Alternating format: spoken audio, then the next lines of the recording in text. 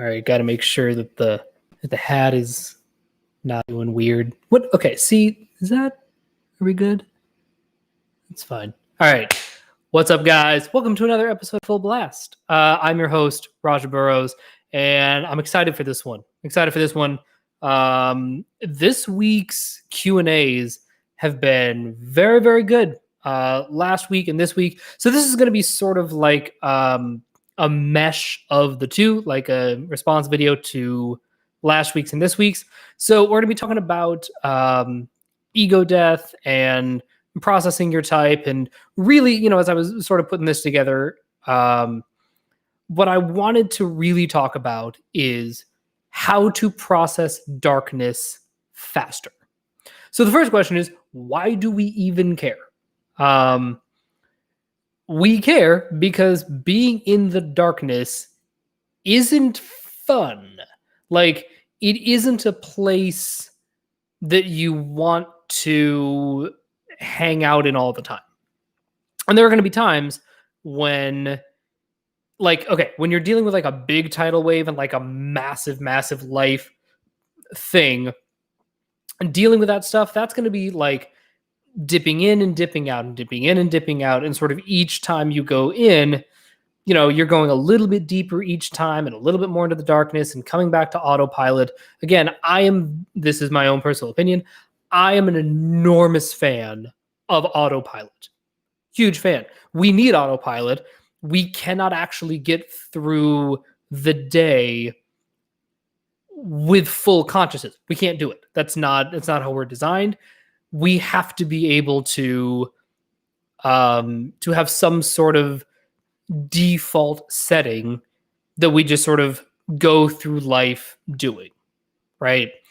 So where the darkness comes in, right, again, where people get fucked up, is if as soon as any amount of darkness happens or comes into their life or is trying to, do whatever, if at that point, if they're like, no, I don't want any darkness ever, now they're going to get fucked up. But inherently, autopilot is not bad. What's bad is if you have a weak autopilot or an incomplete autopilot, and more importantly, if you are unable to turn autopilot off. And that's been the thing that I'm really processing lately. And again, so I watch a lot of TV because my job kind of encourages it, necessitates it. And a show that I just watched and that I loved is a show called The Unicorn. Brand new show. One of my favorite actors, Walton Goggins, is in it. If you watched The Shield, he was Shane Vendrell in The Shield. He was Boyd Crowder in Justified. He was Venus Van Dam in Sons of Anarchy. Just a really fucking great actor. Like, the dude, like, he's just good. Like, there's no way around it. The guy is just very good. But in this one, like, he's very much the straight man. He's not weird at all. He is just normal dorky dad. And the whole show is very innocuous. It's like the quintessential CBS sitcom. It's just grown-ups being nice to each other for 20 minutes. It's great. The show is fucking great.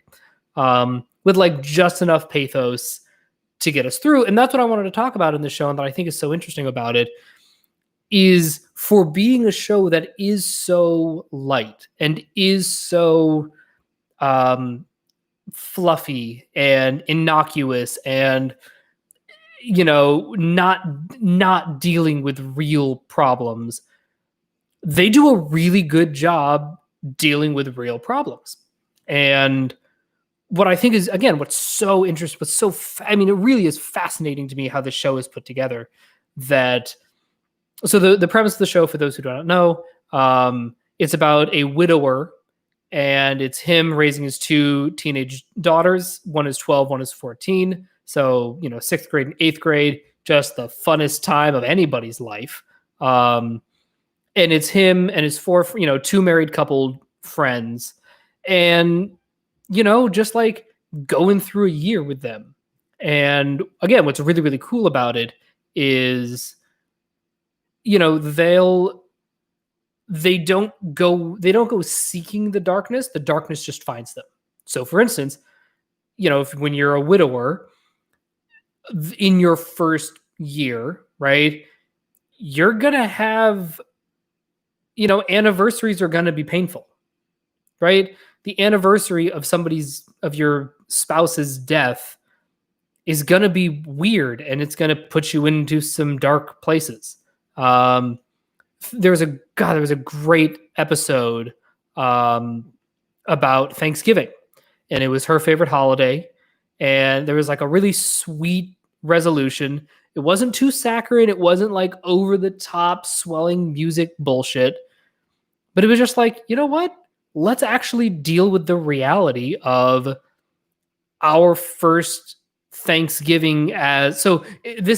He's been widowed for a year, and this is his first year after the basically the sitting Shiva, right? Where he mourns for a year and now he's starting his life again. They're not Jewish in the show, but that concept, right? You get a year to fully grieve and just like not do anything, and then you get back to your real life, right? And so I was like, all right, let's deal with the reality of the first post Shiva Thanksgiving without the linchpin of the group. Like, what does that feel like?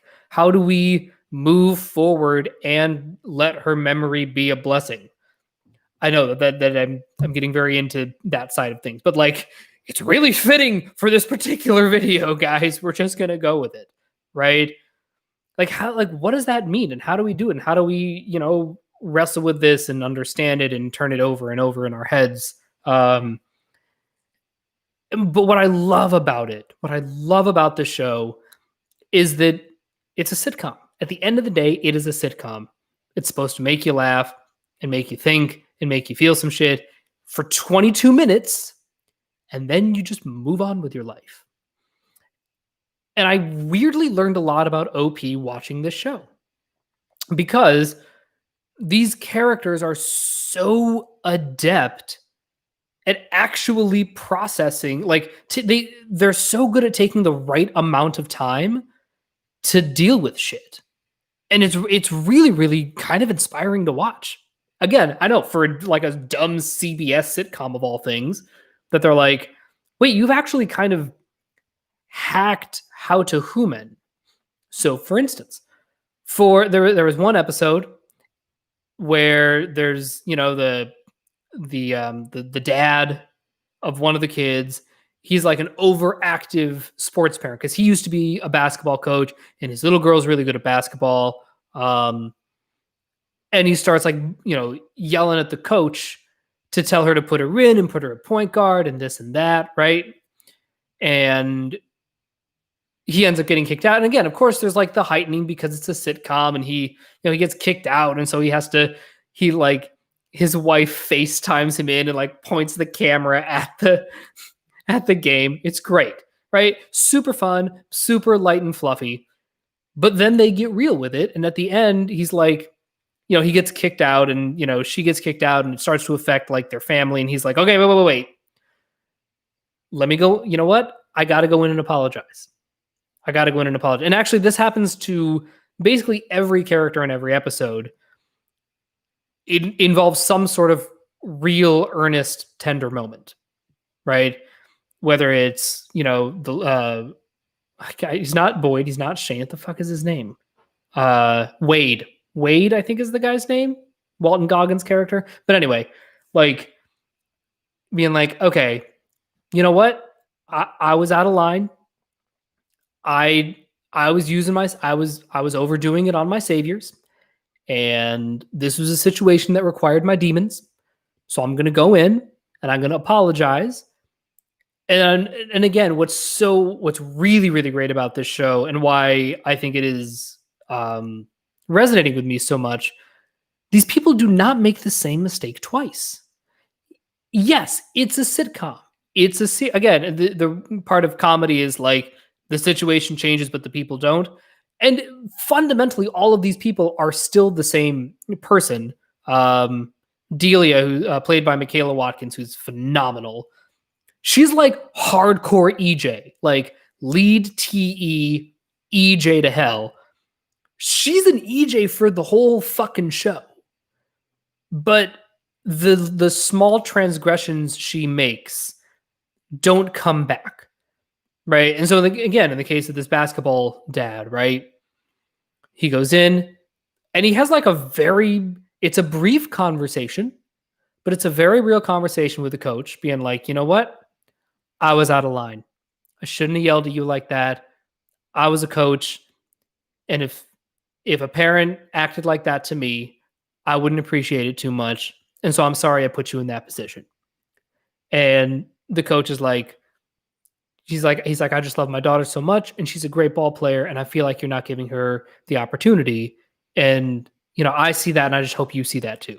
And she's like, I'm going to spoil it because this is one episode out of 19, and it's a fucking sitcom, so we should be able to see roughly where this is going. And she's like, I do. She's the most talented person on the team, but she's a classic coach's kid because she hogs the ball and shoots too much. Once she learns how to play team ball, then I will put her at point guard. And he's like, God damn it. That's exactly what I would do if I were the coach. Right? The whole exchange takes maybe 4 minutes. Tops, probably 3.5. Like it's a nothing amount of time of exchange. But it illustrated to me so beautifully how these adults, and again, everybody in the show is a fucking grown-up.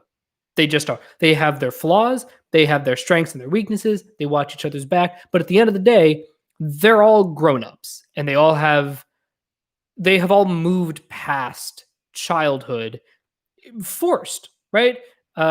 Because they all have kids, and like, fuck, we got to be the grown-ups now because we are the grown-ups.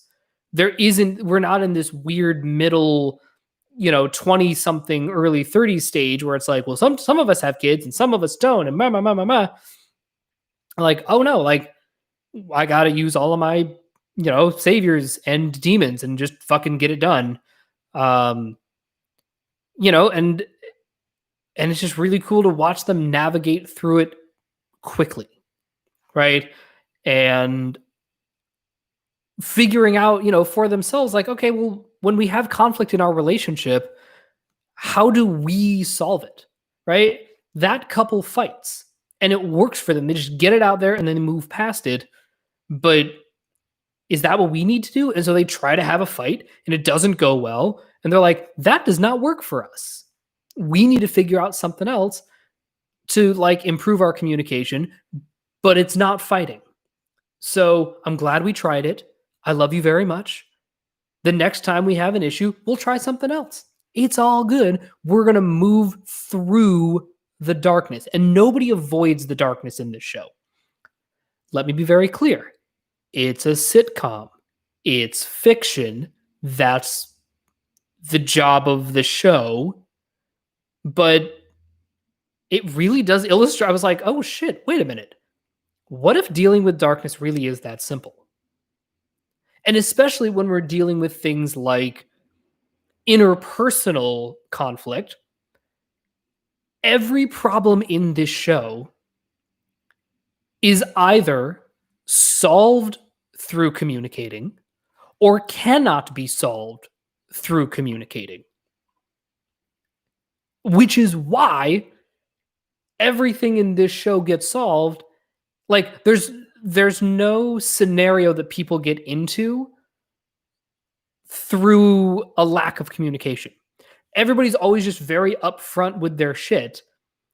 And then it is and then we actually end up getting to real problems really, really often and really, really quickly, because it's like, oh shit, that's not what I want. Like, my needs aren't getting met in this relationship. Fuck, we got to talk about this. And then they try to talk about it and they realize, oh shit, do we want different things? Oh fuck.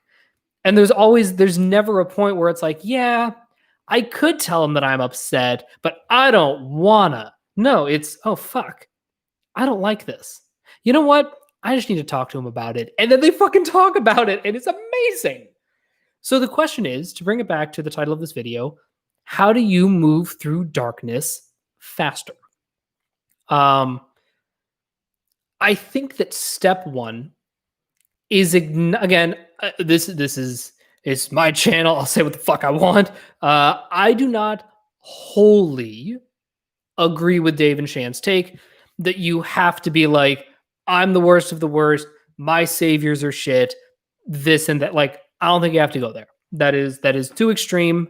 I think in a lot of cases, especially in 2020, the level of self awareness is just a lot higher. And again, even Shay, Dave and Shan have said this about like, we're seeing people having their midlife crises at 25, which is fucking great because they're just getting smacked in the face with reality sooner, which is amazing. That's fantastic.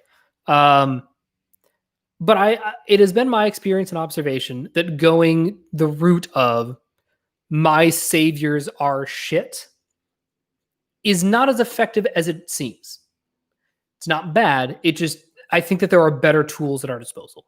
I was talking to somebody about this. Again, what inspired this video, I was talking to somebody in the Facebook group about this, and here's where I'm at with it. Step one is looking at the situation and actually going, okay, what is the best in the abstract, right? Forgetting my abilities, forgetting what I could do, forgetting what I can do now, forgetting what I'm working, forgetting all of that. Let's say magical superhero person, is in my position. And there are, again, so I'm NTST, right? Blast play, all about the logic, all about the reasons, and especially doubling up on the ST and being very practical, right? It's going, okay, so I can feel my saviors not working, right? There's a little bit of friction. It's not a smooth sailing. I can just, it's not going as well as I think. Okay. So then step one, if it's like, well, I'm a little uncomfortable or, I'm not getting the grades that I want, or my boss isn't, picking me for projects or this and that or whatever, right? Step one is going, okay, let's just imagine hypothetically that this scenario requires the use of my demons, right? Of NF and SF in my case, right? What would the best NF SF scenario look like, right? And if you really want to get super, again, once you've like really studied the doc and you can just like pick, a handful of people across the spectrum out, and I can be like, all right, well, Stallone is my model for ISFP. Like Stallone and Aaron Alexander are my ISFP guys. Rick Beato is my INTJ guy. Rick Beato and James Clear, right? The sleep and the blast. So I have some people just mentally over the last 2.5 years who I've been able to download and sort of piece it all together. But you don't even have to go that far. You can just be like, all right, my imagination of NFSF person, right? How would how would fucking Oprah deal with it? When Oprah's in full throttle, just fucking savior mode, what would that look like, right? NF to hell, right? Or Russell Brand, right? Then I'm like, all right, the best NF solution for this moment looks like this. The best SF solution for the moment looks like that, right? So those are my two demon animals. And then I can go, are those better than my saviors? And the example that I used in the group is, look, if I'm going to the hardware store, that is predominantly an NTST realm, right? Those two modes, animals, temperaments, whatever you want to call them, in the hardware store, that's usually what's going to trump. Sometimes, again, I'm not always, this is not always the case. Sometimes you're going to the hardware store and it really is an SF problem, or it really is an NF problem. But 80% of the time, ST is going to be right for the hardware store, right? But if I'm going shopping Whether, let's say I'm taking my daughter shopping, that is, yes, some ST, but like that's also a lot of, DE's got to be involved in there, right? It's going to be a lot of SF, right? And so being able to look at like, okay, what is the best solution, period, right? Regardless of my abilities, regardless of what I can do right now, or will be able to do, or feel comfortable doing, whatever, what's the best solution? And that will give you clarity because then you're separating the I don't want to do this, I'm uncomfortable doing SF, right? In my case, from SF isn't the right tool for the job. Because those two things are not the same. And being able to track, like, oh shit, yeah, I don't, oh fuck. You know what? I think in this case, like, I think my saviors are actually what is needed, right? Thinking back to my own experience, right? I was doing, when I was planning my big move from New York. So this was back in like August. I would say August and early September of 2018. That's when this was, right? And I put a whole spreadsheet together, and I did like I went on the WeWorks website and found all their locations, and I was like, okay, demographic wise, I trust WeWorks market research more than mine because they have a lot of money to do this. And if they found cities that have my demographic, I'm just going to start there.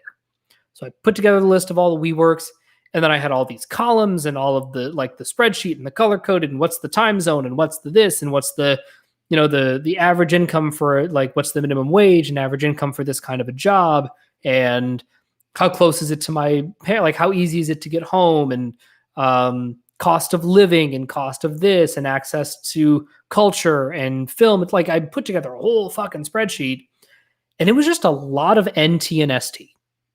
It was just a lot of that, like a lot of reasons, a lot of block banging, because for that chunk of the process, those happen to be the right tool for the job. And then I was like, fuck, I actually have to go out and consume these cities. And I was basically I was like 80-20. Like it was like an 80% chance I was going to end up in Dallas and a 20% chance that I was going to end up in Los Angeles. Those were kind of the two that I was between. And I went to Dallas. Again, as I've said many a time on here, best vacation of my life, and it's not close. It's not close. And actually, it wasn't even Dallas. It was fucking Plano. It was Plano, Texas. I've never... I truly can't remember a time that I had that much fun and relaxation and joy and centeredness on any trip ever in my life. It was really, really magical and extraordinary, and I hope that everyone has the opportunity to feel that way at some point in their life, and hopefully a lot in their life. It was really, really beautiful. And as soon as I got there, I was like, I love it here in 15 years. But I'm not there yet. I'm not ready for Plano yet. I'm not there. I need to go to LA first. Right. And so that was the sort of thing where I didn't make the decision, because based on the NT and the ST, I would have ended up in Dallas. Right. I would have left New York at the end of December. I would have gone, moved all my shit home, and then move myself to Dallas and tried to live and make it work in Dallas and do the thing there. And I think I would have just been miserable, right? I would have lasted a year at most. Honestly, I think I would have lasted 6 months. I think if I had stuck to my original timeline, I would have left New York, been in Dallas for 6 months, left Dallas in June, been in Albuquerque for the second half of 2019, And then I would have probably moved to LA January 1st, right, beginning of the year, and then I would have been locked in for COVID. It would have been a whole thing, right? But the point is I was like, no. My two saviors, they were great for this chunk of the process. But now I have to NF and SF. Like I have to actually do my demons because it's not the right tool for the job. And I got very, very pragmatic about it. And I was like, great. Doing this move is going to require doing any sort of move, especially a cross country move, that is going to force you, like that is an eight function endeavor. You're going to have to use every function that exists, every combination of functions that exists in order to get it done. You just are. That's just how cross country moves work, period. So I was like, okay, the easy part's done. Now I got to NF and SF and actually go consume and do the FI sleep processing and like really do the thing. So that's step one, right? So the step, as far as like processing the darkness faster, step one is just, at least for me, looking at it like a whiteboard and looking at these functions and these temperaments and these modalities and these whatever. They're just tools. They are artificial constructs that we have invented and have collectively agreed upon definitions about to help us navigate the world. That's it. That's it. So that's your step one, is like put it all up on a whiteboard and be like, all right, I know that. Okay, how about this? Again, a very practical in the moment. So let's say you are having an argument with your significant other or a coworker or a boss, right? There's some sort of friction and tension. The more in the moment, you're going to feel yourself getting hot in the moment. You just are. That right? You're getting emotional. Your temper's flaring up. You're like, oh fuck. Yep. Nope. I can feel it. Oh fuck, we're going there. Right. The more in that moment, you can go, okay, wait, hang on. Let me mentally pause. Right. And again, if the other person's goading you, be like, okay, hang on. Give me a second.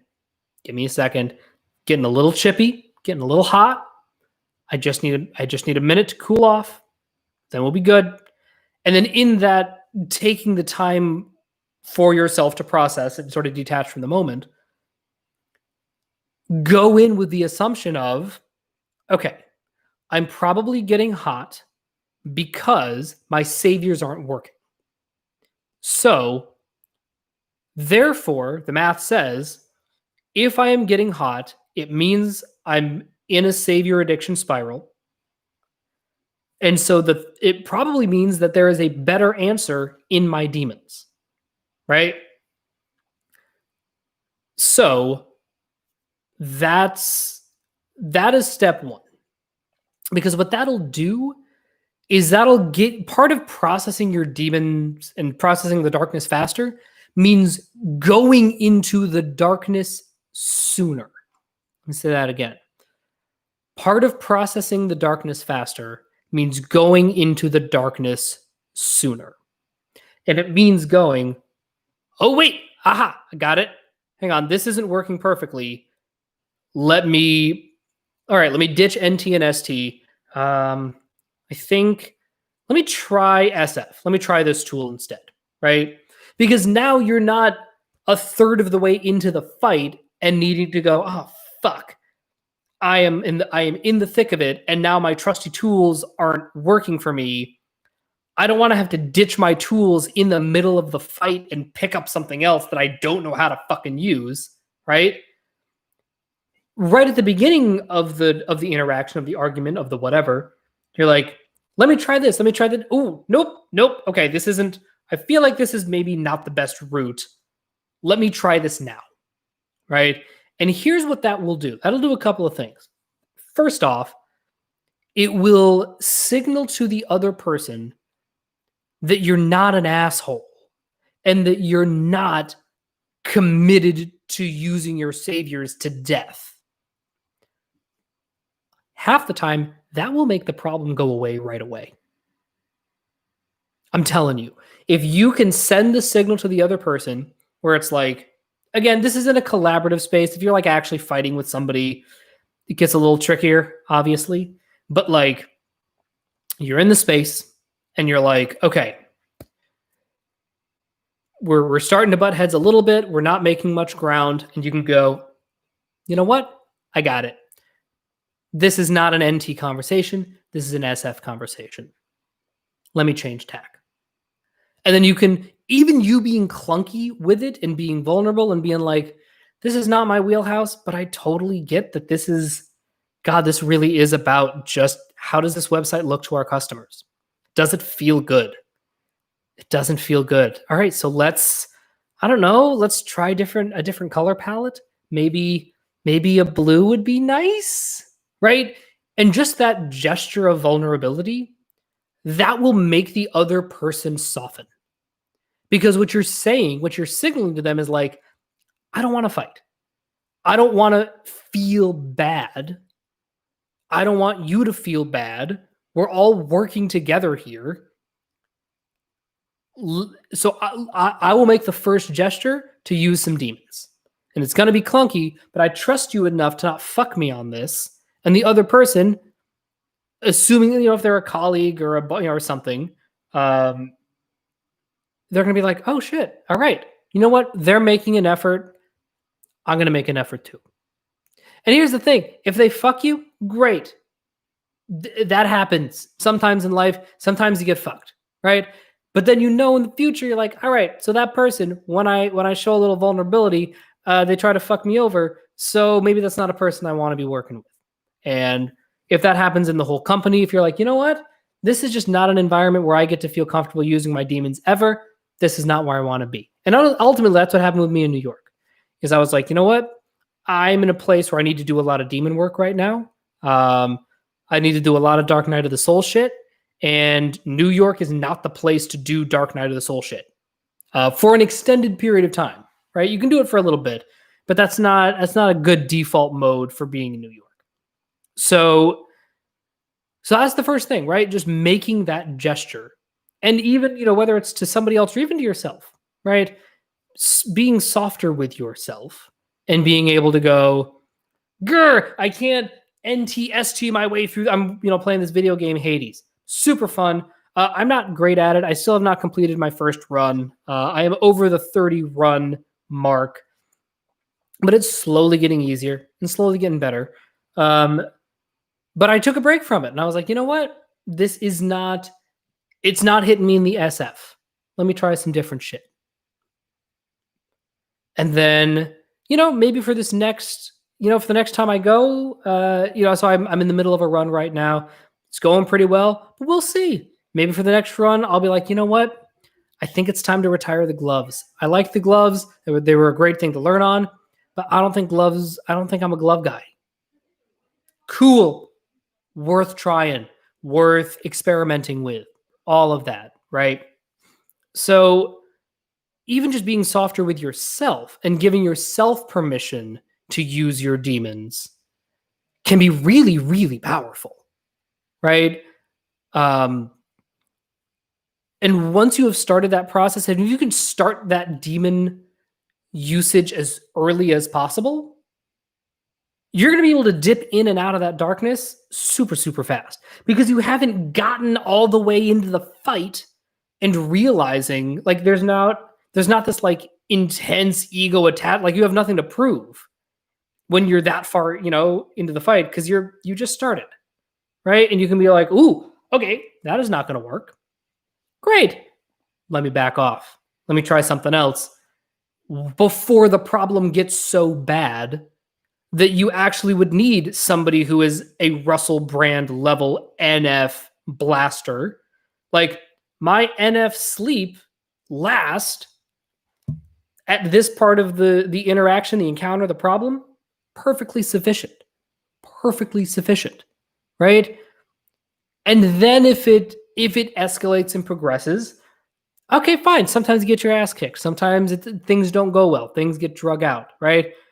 But starting to use your demons as early in the process as possible, that will get you in and out much more quickly because you won't feel so entrenched.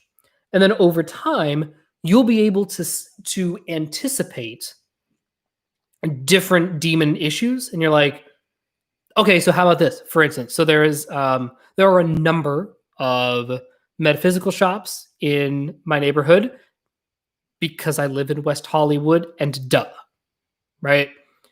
So I know that if I get the inkling to be like, oh, I kind of want to go to House of Intuition today.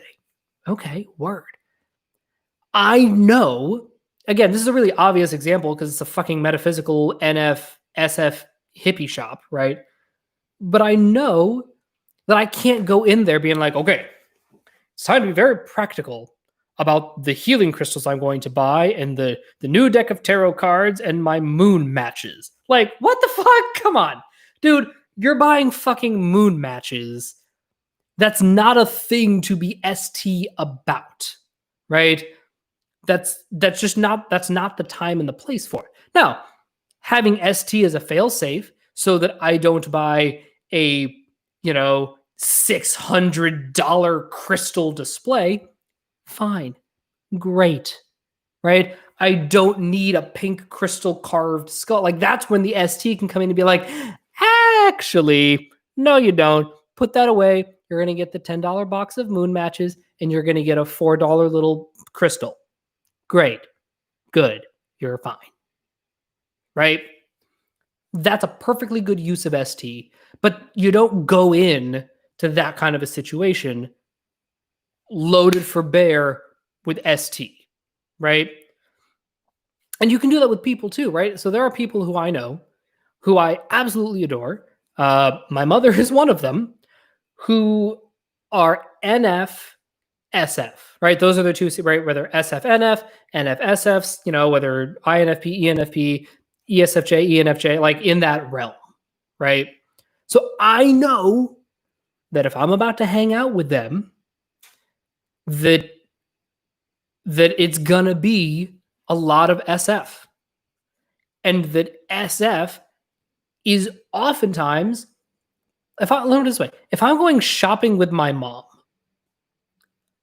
that is not the time for NT, Raja. You're fucking going shopping with your mommy. That's not an NTST endeavor.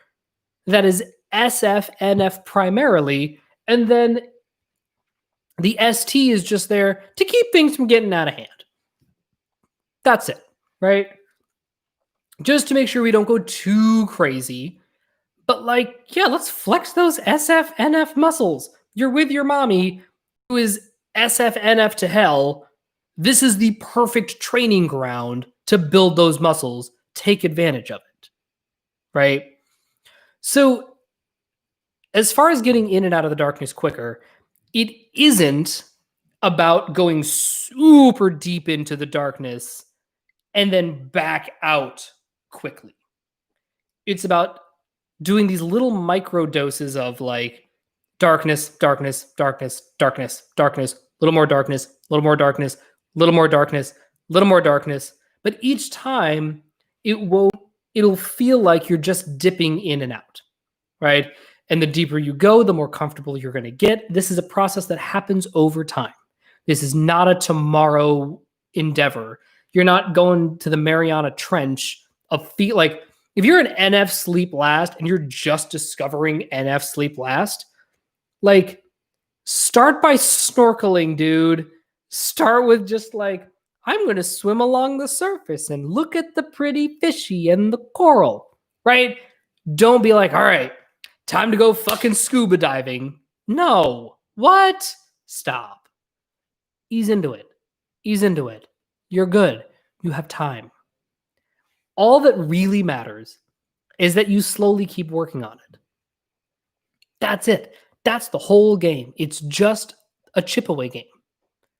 And every time you do it, you're just going to get a little bit better. It's going to get a little bit easier. And you're going to be able to go a little bit deeper each time, right? And then eventually, you will figure out your version. So at this point in my life, after having done just I've basically been doing OP 24/7 mentally for the last 2.5 years. It's been great. It's been awesome. And certainly the coronavirus and the pandemic and the lockdown and the quarantine has forced my FI to like level up really. Like it's gotten a big old workout and it's been amazing. And so now I'm at the point where I can go, okay, I got it. This scenario is probably going to require a lot of, NF. So let me get loaded up. Let me get ready for some NF. And then we're just going to do the NF thing. And I'm going to do my version of it. And then if it turns out that doesn't work, great. I can always use my other tools at my disposal. They're not gone forever. But the point is to start with using your demons, right? And I think that's sort of my biggest overwhelming philosophy. And again, this is totally subjective, totally personal. This is just what I believe. If you're in a place in your life where you're trying to do a lot of growth, right? You need to be in an environment that is conducive to growth. There was the clip with, Jocko talking, when Jocko talks about like being a Navy SEAL and being tough and like, don't let anybody know that you're afraid and see you sweat, whatever. Sure, that is debatably useful. Again, I question the utility of that, but that is debatably useful in the context of being an actual literal Navy SEAL. Okay. We're not fucking Navy SEALs, guys. We're not. We're just not. I don't know how to tell you this. If you think that you are a Navy SEAL and you're watching this video and you are not actually a Navy SEAL, don't fucking act like a goddamn Navy SEAL. Do the baby version of Navy SEAL. Ease into this shit. Ring the bell. You're fine. You're literally learning how to use muscles that you didn't know existed. Like, you're fine. You're fine. But what traumatizes people is if they start using their saviors and they get so far into an endeavor just using their saviors that it's like, well, fuck, I'm super, super deep now. I know that my NF is not up to the task to deal with this level of difficulty of a problem, right? First off, maybe it is, maybe it isn't. But more importantly, it's the aware, like it's only a problem. Like that's not NF's fault that you got super into the weeds and now your shitty sword isn't good enough, right? If you had been using that shitty sword right at the beginning, as soon as you saw weeds, period, your shitty sword might have been okay. Right? It might have been okay, but don't bring a level 1 sword into a level 50 fight. You're gonna get your ass kicked, and it's not the fucking sword's fault. So, I realize we sort of meander, so I'm going to try to bring it back together a little bit. Getting in and out of the darkness means recognizing the darkness as soon as possible and choosing to go into it with your shitty weapons as soon as you recognize the darkness, right? The faster you recognize it, the faster you can get the fuck out of there. And then over time, you'll be able to go into the darkness more and come back out, right? Again, just because I love abusing all of you with analogies. If you think about golf, right? If you're in the fairway, right? If you're playing golf, you're doing the thing, and you're like, oh, I got my driver, I'm gonna hit it 1,000,000 yards, and I'm gonna get into the middle of the fairway, and then I'm gonna hit my 4-iron, I'm gonna be on in 2, it's a par 5, I'm gonna be kicking ass. Okay. Well, let's say the drive doesn't go so well, the wind gets it, the fucking whatever, and now you're in the rough. Okay, you're in the rough. Fine. Don't use a 4-iron in the rough, right? Don't use your, let's say you're a big long ball hitter. Don't try to do that in a situation where that's not the right tool for the job. You're like, you know what? I wish I weren't in the rough. What are you going to do? Sometimes you hit it in the rough. right? Even the pros, right? So I'm going to get a club I'm less familiar with that's maybe not the ideal tool for the job. Let me just get it out.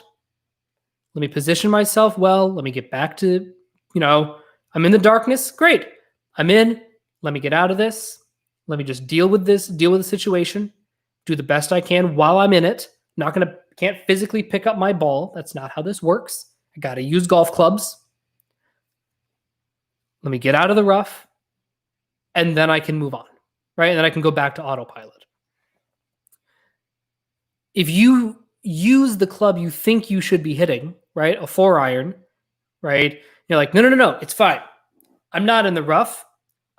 This is basically fairway, guys, right? Well, now, if you hit it with the wrong fucking club, now you're going to be even further in the darkness. And now your shitty 9-iron or, pitching wedge is not going to be helpful, right? But if you had used that different club earlier on in the process, you might have been okay.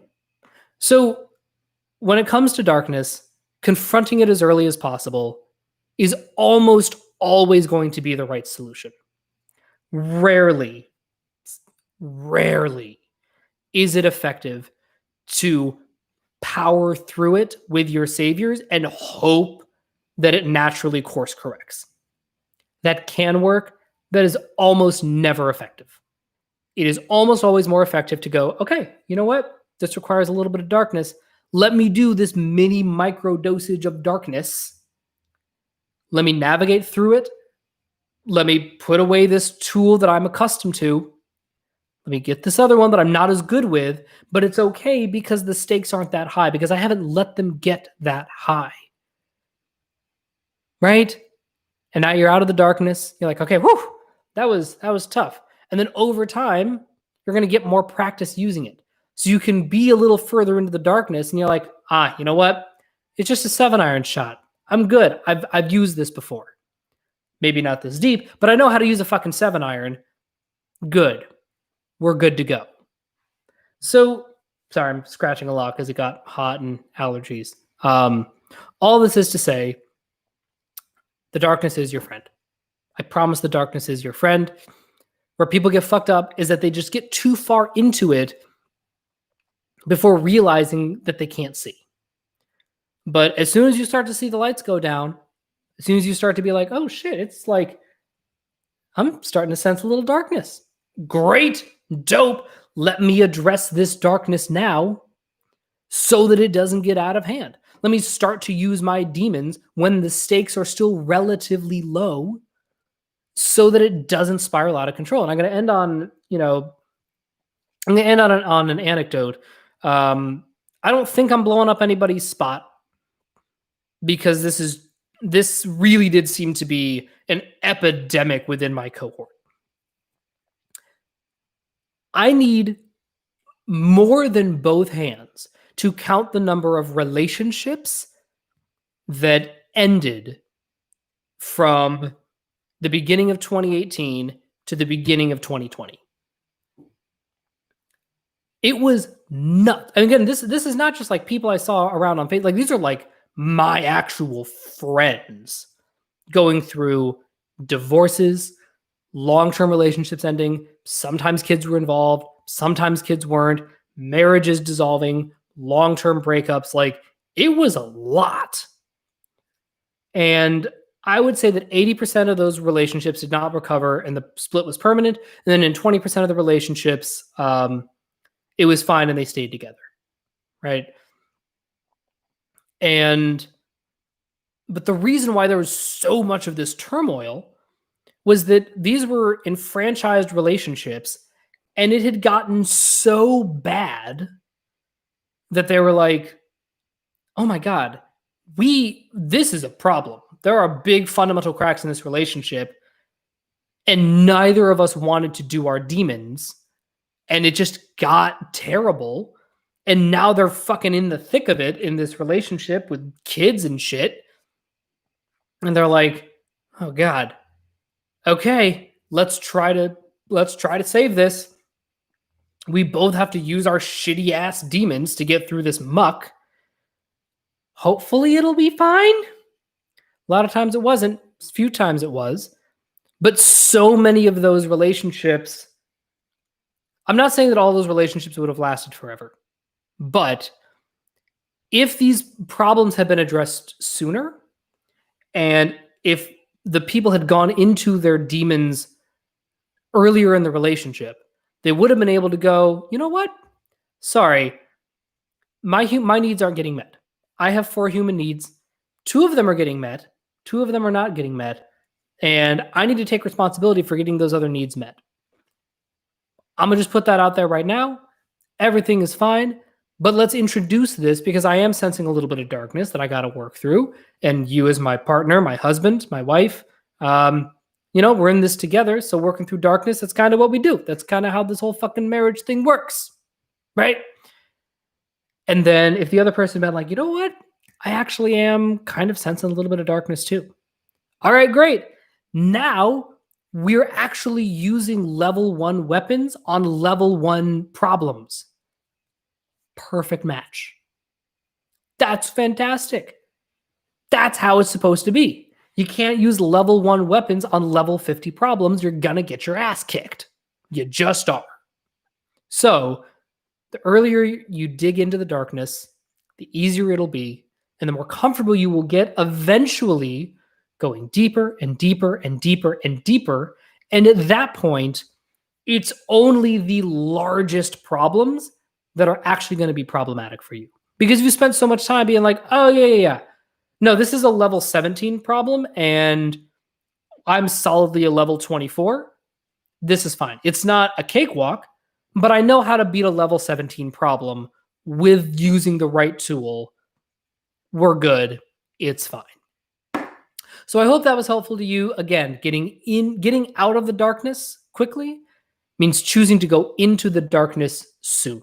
And the more that you can understand that dichotomy and that, flexing in and out and working those muscles and dealing with level 1 problems as soon as you see them, that's good. That's the whole key, because that's going to let you actually grow your demons in a way that is productive, beneficial, not necessarily super traumatic. And now you're growing and really becoming the well-rounded person that we all can be. All right, that's all I got for today. Thank you for hanging out with me. Be sure to like and subscribe, and I will talk to you guys later. Bye!